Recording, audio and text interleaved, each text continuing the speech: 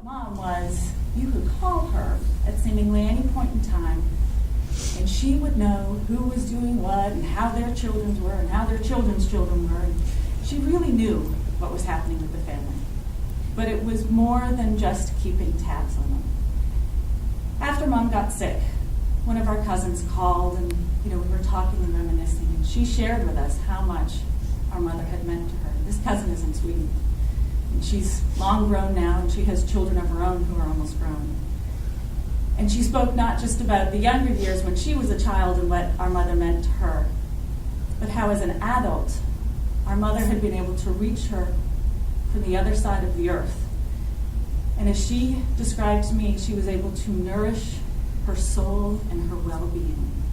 And I can only hope that I could touch someone so deeply, someone that lives close to me, let alone someone on the other side of the earth.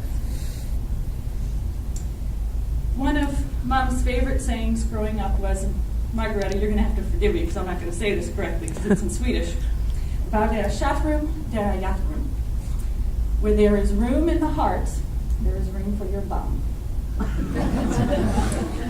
So the English translation doesn't work very well. I appreciate that, but that was quite literal for our mother. There was always room for someone else. No matter what that extra person or those extra people would bring, whatever the work was, whatever the chaos was. And growing up on the farm as children, we were very lucky that we would have cousins come and visit us, or even friends, and we would disappear in the woods for hours and hours. We would be swimming in the creek and climbing trees and you name it. And then we would go home. And picture, if you would, standing at the house and looking across the field and seeing this, I can only see it as a ball of children with chaos, and we were loud and we were hungry.